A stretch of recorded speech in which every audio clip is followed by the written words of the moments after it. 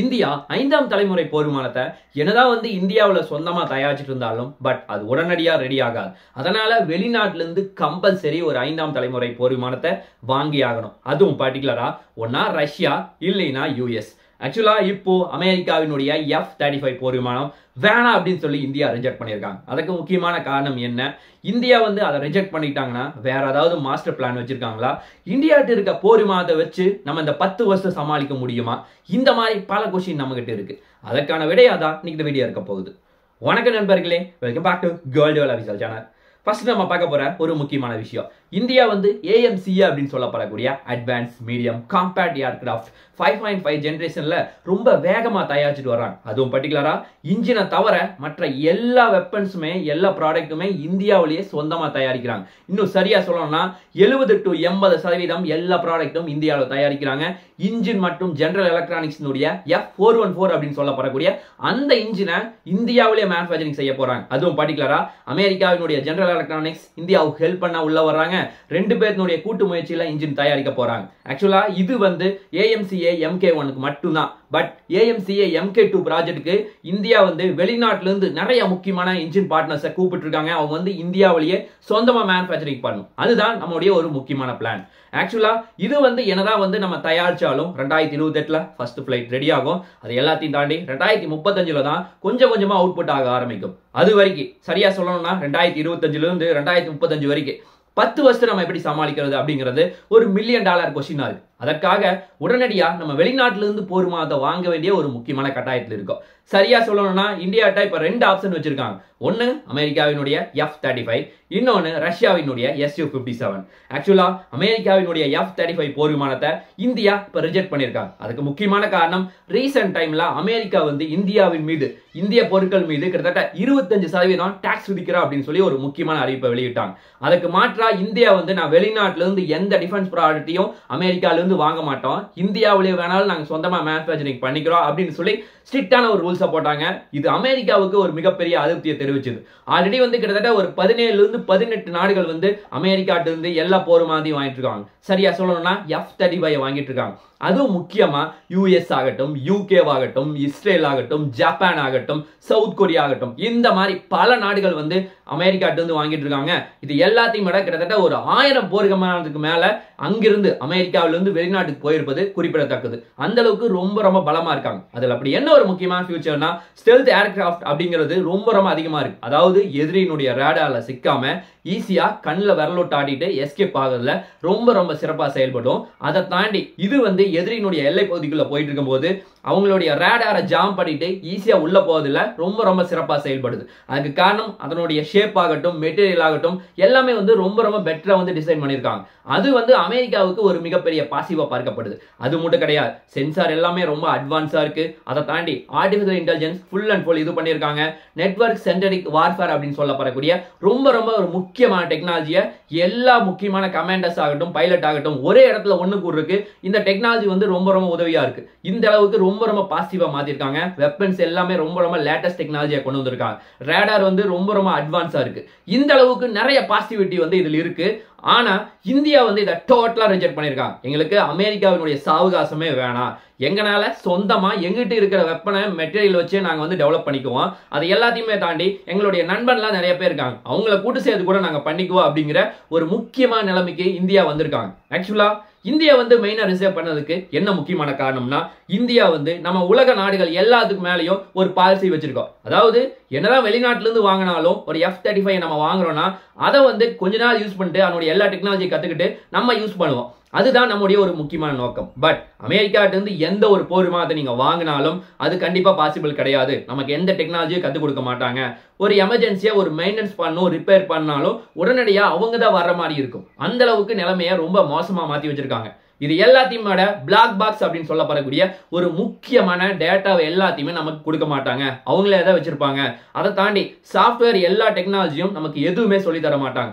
அந்த அளவுக்கு நிறைய சிக்கல் அமெரிக்காவினுடைய F-35 இருப்பது ஒரு முக்கியமான பிரச்சனையா இந்தியாவுக்கு பார்க்கப்படுது. இது எல்லாத்தையும் டெக்னாலஜி டிரான்ஸ்ஃபர் அப்படிங்கிறது சுத்தமா கிடையாது. இது எல்லாத்தையுமே தாண்டி வெப்பன்ஸ் இன்டகிரேஷன். ஆக்சுவலா நம்ம என்ன பண்ணுவோம், இப்ப Su-30 MK போர் விமானம் எல்லாம் ரஷ்யாட்ட இருந்து ஸ்டார்டிங்ல வாங்கிட்டோம். அதுக்கப்புறம் கொஞ்ச நாள் கழிச்சு எல்லா டெக்னாலஜி நம்மளே கத்துக்கிட்டோம். நமக்கு தேவையான இந்தியாவினுடைய வெப்பன்ஸ் அதோட இன்டகிரேட் பண்ணிட்டு ஈஸியா வந்து மூவ் பண்ணிட்டு இருந்தோம். அந்த அளவுக்கு பண்ணிட்டு இருந்தோம். பட் அமெரிக்காவினுடைய F-35ல பண்ண முடியாது, அவங்க அக்சஸ் தர மாட்டாங்க. அது ஒரு முக்கியமான பிரச்சனை. அதை தாண்டி இதோட மெயின்டெனன்ஸ் அப்படிங்கிறது ரொம்ப ரொம்ப ஜாஸ்தி. ஆக்சுவலா ஒரு போர் விமானம் இருக்குன்னா இந்தியால நம்ம கிட்ட இருக்க எல்லா ரன்வேயுமே வந்து டோட்டல் டிஃபரெண்டா இருக்கும். அதாவது F-35 கம்பேர் பண்ணும்போது சப்போஸ் நம்ம உள்ள கொண்டு வந்தா இன்ஃப்ராஸ்ட்ரக்சரை டோட்டலா டெவலப் பண்ற மாதிரி இருக்கு. அந்த மாதிரி நிறைய பிரச்சனைகள் இருக்கு. அது மட்டும் இல்லாம ஒரு போர் விமானம் நம்ம வாங்கினா கிட்டத்தட்ட $100 மில்லியன் மேல செலவு பண்ற மாதிரி இருக்கும். இது எல்லாத்தையுமே தாண்டி மெயின்டெனன்ஸ் பண்றதாகட்டும் அல்லது ரிப்பேர் பண்றதாகட்டும் இதுக்கு எல்லாமே செலவு வந்து ரொம்ப ரொம்ப ஜாஸ்தியா இருக்கு. இது வந்து இந்தியாவுக்கு நிறைய சிக்கலை தொடர்ந்து கொடுக்க அப்படின்னு நினைச்சுக்கிட்டு இந்தியா வந்து டோட்டலா ரிஜெக்ட் பண்ணிருக்காங்க. நம்ம அமெரிக்காவினுடைய F-35 ரிஜெக்ட் பண்ணிட்டோம். சரி, இன்னொரு சைடு இருக்க முக்கியமான ஆப்ஷன் அப்படின்னு பார்த்தா ரஷ்யாவினுடைய Su-57.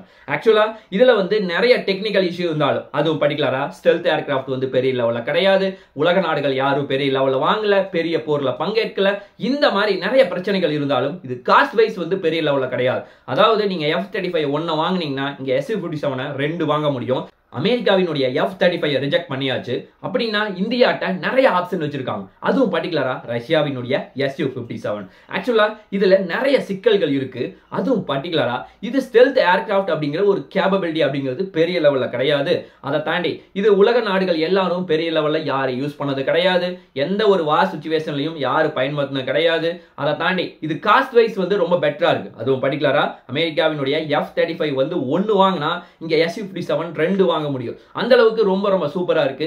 ஆக்சுவலா இந்தியா வந்து ஒருவேளை அதை ரிஜெக்ட் பண்ணி தான் இதை வாங்குறதுக்கு வாய்ப்புகள் இருக்கு. சரியா சொல்லணும்னா நம்ம 40 இருந்து 60 போர் விமானங்கள் வாங்க வேண்டிய ஒரு முக்கியமான கட்டாயத்தில் இருக்கும். ஆல்ரெடி நம்ம நாட்டினுடைய படைபலம் 31 தான் இருக்கு. இன்னும் 1-2 மாசத்துல 29 மாறப்போகுது. அதை சமாளிக்கணும் அப்படின்னா உடனடியா நமக்கு இந்த போர் விமானம் தேவைப்படுது. அதுதான் நம்மகிட்ட இருக்க ஒரு முக்கியமான பிரச்சனை. அதுக்கு காரணம் சைனா வந்து 2 வேலை பண்ணிட்டு இருக்காங்க. ஆல்ரெடி J-20, J-35 2 முக்கியமான போர் விமானத்தை தயாரிச்சிட்டு இருக்காங்க. ஆல்ரெடி கையிலயும் நிறைய வச்சிருக்காங்க. கிட்டத்தட்ட நம்முடைய எல்லை பகுதியில் 400க்கு மேற்பட்ட J-20 வந்து அங்க கொண்டு வந்து நிறுத்தி வச்சிருக்காங்க. எந்த ஒரு எமர்ஜென்சி சிச்சுவேஷனாலும் இந்தியா செய்யறதுக்காக அவங்க காத்துட்டு இருக்காங்க. அப்படிங்கிறதா ஒரு முக்கியமான பிரச்சனை. அது எல்லாத்தையும் விட இப்போ 6th generation fighter aircraft already China வந்து தயாரிக்க ஆரம்பிச்சிருக்காங்க. ஆக்சுவலா அது இந்தியாவுக்கு இன்னொரு சைடு வந்து மிகப்பெரிய பிரஷர் இருக்கு. அது எல்லாத்தையும் விட இன்னொரு சைடு வந்து பார்த்தா நமக்கு அருகில் இருக்க பாகிஸ்தான் அவங்களும் நிறைய தொல்லைகள் கொடுத்துட்டு இருக்காங்க. அவங்ககிட்ட வந்து என்னதான் F-16, JF-17 இந்த மாதிரி ரொம்ப ரொம்ப அட்வான்ஸான ஏர்கிராஃப்ட் இருந்தாலும் அதை எல்லாத்தையும் விட நாங்க சைனாட்டு இருந்து F-35 அப்படின்னு சொல்லப்படக்கூடிய ஒரு 40 போர் விமானத்தை வாங்குறதுக்கான ஒரு ஆர்வம் இருக்கு அப்படிங்கிற ஒரு பேச்சு அடிபட்டுச்சு. சப்போஸ் அவங்க வாங்கிட்டாங்கன்னா இது ஒரு மிகப்பெரிய சிக்கலா இருக்கும். அதனால உடனடியா நம்ம ரஷ்யாட்டு இருந்து Su-57 வாங்குறதுக்கு நிறைய வாய்ப்புகள் இருக்கு அப்படிங்கறதா ஒரு நிதர்சனமான உண்மையா பார்க்கப்படுது.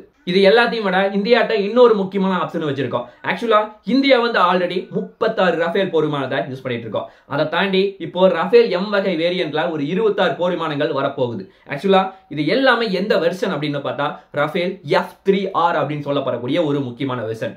ஆக்சுவலா இந்தியா வந்து இப்ப என்ன பிளான் பண்றாங்க, அதைவே வந்து நம்ம அப்கிரேட் பண்ணலாம். அதாவது ரஃபேல் F-4 வகை வேரியன்ட்டை நம்ம வந்து ஃபுல் அண்ட் ஃபுல் ஆல்டர் பண்ணா, அப்கிரேட் பண்ணா, அதாவது டெக்னாலஜி எல்லாமே லேட்டஸ்டா மாற்றலாம், ஆர்டிஃபிஷியல் இன்டெலிஜென்ஸ் கொண்டு வரலாம், சென்சார் எல்லாமே லேட்டஸ்டா மாற்றலாம். இந்த மாதிரி பல விஷயங்கள் இருக்கு. ஆக்சுவலா இது எல்லாத்தையுமே ஒரே இடத்துல கொண்டு வரலாமா அப்படின்னு சொல்லி இந்தியாவோட பக்கம் முயற்சி செஞ்சுட்டு இருக்காங்க. ஒருவேளை அதை கொண்டு வரக்கும் இந்தியா வந்து ஒரு மிகப்பெரிய முயற்சி எடுப்பதாக தெளிவா தெரியுது. அது எல்லாத்தையும் விட இந்தியா வந்து 6th ஜெனரேஷன் ஏர்கிராஃப்ட பிரான்ஸோட கூட்டு சேர்ந்து பண்றதுக்கு ஒரு மிகப்பெரிய முயற்சி நடந்துட்டு இருக்கு. ஆல்ரெடி வந்து இது 2023லயே வந்து டிஸ்கஷன் ஸ்டார்ட் பண்ணிட்டாங்க. ஆக்சுவலா என்னன்னா இந்தியாவும் பிரான்சினுடைய டெசல்ட் நிறுவனம் 2 பேருடைய கூட்டு முயற்சியில இது வந்து கூடிய விரைவில் நடக்க போகுது. இது வந்துச்சுன்னா இந்தியாவுக்கு ஒரு மிகப்பெரிய பாசிட்டிவா இருக்கும் அப்படின்னு சொல்லி எல்லாருமே நம்புறாங்க. இது மட்டும் விஷயம் கிடையாது. நம்ம கிட்ட இருக்க Su-30 MK போர் விமானம் கிட்டத்தட்ட 270க்கு மேல நம்ம யூஸ் பண்ணிட்டு இருக்கோம். சரியா சொல்லணும்னா இந்தியாவை இப்ப பாதுகாத்து இருக்கிறதே இந்த Su-30 MK போர் விமானம். ஆக்சுவலா எல்லாமே வந்து லைஃப் முடிகிற தருவாயில் இருக்க காரணத்தினால நம்ம ஒவ்வொன்றா அதை வந்து Su-30 MK போர் விமானத்தை அப்கிரேட் பண்ணிட்டு இருக்கோம். அதுவும் பர்டிகுலரா அதுல எந்த மாதிரி வந்து ரேடார் யூஸ் பண்றாங்கன்னா N011 அப்படின்னு சொல்லப்படக்கூடிய ஒரு முக்கியமான ரேடார் யூஸ் பண்றாங்க. அதை வந்து இன்டர்சேஞ்ச் பண்ணிட்டு இந்தியாவினுடைய உட்டம் AESA அப்படின்னு சொல்லப்படக்கூடிய அந்த ரேடாரை கொண்டு வரக்கு ஒரு மிகப்பெரிய முயற்சி நடந்துட்டு இருக்கு. ஆக்சுவலா அதை கொண்டு வந்துட்டா அதனுடைய ஸ்டெல்த் கேப்பபிலிட்டி அப்படிங்கிறது ரேடாருடைய டெக்னாலஜி அப்படிங்கிறது ரொம்ப ரொம்ப ஜாஸ்தி ஆயிரும். அது வந்து இந்தியாவுக்கு ஒரு மிகப்பெரிய பாசிவா மாறிடும். அது எல்லாத்தையும் விட இதுல ஆஸ்ட்ரா MK1, ஆஸ்ட்ரா MK2, ஆஸ்ட்ரா MK3 இந்த மாதிரி 3 முக்கியமான மிசைல்ல ரொம்ப அட்வான்ஸான வேரியண்ட்டை இதுல கொண்டு வந்தோம்னா இன்னும் வந்து நமக்கு ரொம்ப ரொம்ப உதவியா இருக்கும். அதே மாதிரியே இந்தியாட்ட இருக்க இன்னொரு முக்கியமான ஆப்ஷன்னா தேஜஸ் MK2. ஆல்ரெடி வந்து தேஜஸ் MK1 வந்து இந்தியா வந்து ரொம்ப வேகமா வந்து தயாரிச்சிருக்காங்க. அதனுடைய இன்னொரு வெர்ஷன் தான் தேஜஸ் MK2. அதை கொண்டு வந்தா இந்தியாவினுடைய படைபலத்தையும் இந்தியாவினுடைய நாட்டையும் ஈஸியா காப்பாதற்கு ரொம்ப ரொம்ப உதவியா இருக்கும். ஆக்சுவலா என்னதான் வந்து இந்தியாட்ட நிறைய போர் விமானங்கள் வந்து நம்ம புதுசா ரெடி பண்ணிட்டு இருந்தாலும் நம்முடைய வான் பாதுகாப்பு அமைப்பு அப்படிங்கிறது ரொம்ப சூப்பரா இருந்தாவே எதிரியா ஈஸியா அட்டாக் பண்ண முடியும். அது சுருக்கமா சொல்ல போனா இந்தியா வந்து அந்த விஷயத்துல ரொம்ப சிறப்பா செயல்படுறாங்க அப்படிங்கிறதா நமக்கு தெளிவா தெரிய வருது. ஆல்ரெடி வந்து நம்ம ரஷ்யாட்ட இருந்து S-400 அப்படின்னு சொல்லப்படக்கூடிய அந்த போர் விமானத்தையும் அந்த மிசைலையும் வாங்கி அடிச்சு நொறுக்கிட்டு இருக்கோம். இன்னும் சுருக்கமா சொல்ல போனா நம்ம S-500 ரெண்டு பேரும் கூட்டு சேர்ந்து தயாரிக்கிறதுக்கு நிறைய முயற்சிகள் நடந்துட்டு இருக்கு. அந்த அளவுக்கு இந்தியா வந்து ரொம்ப ரொம்ப வேகமா போயிட்டு இருக்காங்க. அது எல்லாத்தையுமே தாண்டி இந்தியாவினுடைய சொந்த ஒரு முக்கியமான ஏர் டிஃபென்ஸ் சிஸ்டம்னா ஆகாஷ் அப்படின்னு சொல்லப்படக்கூடிய இந்த ஒரு முக்கியமான ஏர் டிஃபென்ஸ் சிஸ்டம், அதை தாண்டி XRSAM அப்படின்னு சொல்லப்படக்கூடிய அந்த ஏர் டிஃபென்ஸ் சிஸ்டம் எல்லாமே எதிரியா அடிச்சு நோக்கிறதுக்கு காத்துட்டு இருக்கு. அதுதான் ஒரு நிதர்சனமான உண்மையா பார்க்கப்படுது. என்னதான் வந்து அமெரிக்காவினுடைய F-35 தூக்கி போட்டாலும் இந்தியா வந்து கீழே விழாம நம்ம கிட்ட இருக்க எல்லா ஓன் டிஃபென்ஸ் சிஸ்டத்தையும் ஓன் ஏர்கிராஃப்டையும் வச்சுட்டு எதிரியை அழிக்க முடியும் அப்படிங்கறதான் ஒரு நிதர்சனமான உண்மை. இந்தியா என்ன பண்ண போறாங்க அப்படிங்கறத நாம் பொறுத்து பார்க்கலாம். நாளைக்கு இன்னொரு நல்ல ஒரு வீடியோவில் உங்களை நான் சந்திக்கிறேன். நன்றி, வணக்கம், தேங்க்யூ, ஜெய் ஹிந்த்.